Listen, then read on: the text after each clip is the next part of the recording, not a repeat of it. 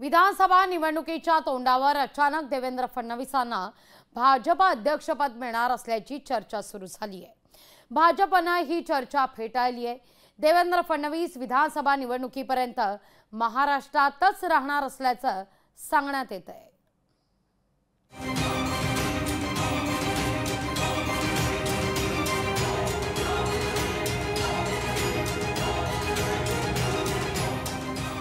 देवेंद्र फडणवीसांना भाजपमधील सर्वोच्च पद म्हणजेच अध्यक्षपद मिळण्याची चर्चा सुरू झाली आहे।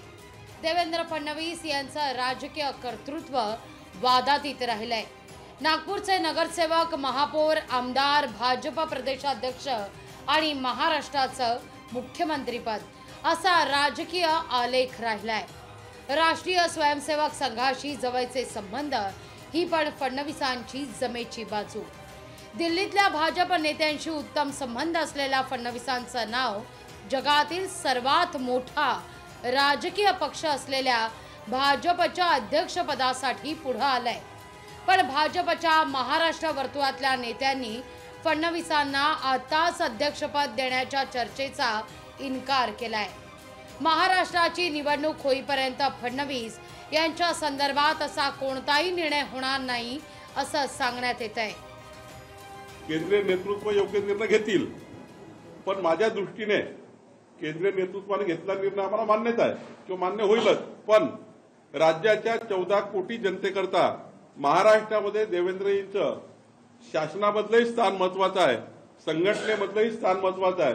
आम्हाला हेच वाटेल की देवेंद्रजी महाराष्ट्रात राहावे, कारण ते आमचे एकमेव नेते आहेत। भाजपचा मित्र पक्ष असलेल्या आरपीआयनं फडणवीसांना अध्यक्षपदाची संधी मिळाल्यास त्यांचा हा बहुमान ठरेल असं सांगितलंय।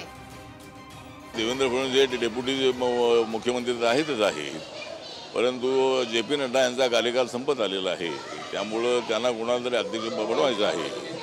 त्यामुळे देवेंद्र फडणवीस यांचा एक चेहरा जो आहे तो चेहरा तसा व्यापक चेहरा आहे, अत्यंत ऍक्टिव्हपणे त्यांनी मुख्यमंत्री म्हणून काम केलेलं आहे। महाराष्ट्राचा अध्यक्ष म्हणून त्यांचं योगदान फार मोठं आहे। महाराष्ट्र भाजपकरता अतिशय महत्त्वाचं राज्य आहे। लोकसभा निवडणुकीत उत्तर प्रदेश आणि महाराष्ट्रात भाजपची मोठी पिछेहाट झाली आहे।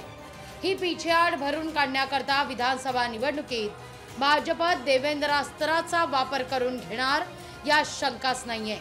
त्यामुळे फडणवीसांच्या अध्यक्षपदाची चर्चा ही निव्वळ वाऱ्यावरची वरात असण्याची शक्यता नाकारता येत नाही। ज्ञानेश्वर पवार, लोकशाही मराठी, नागपूर।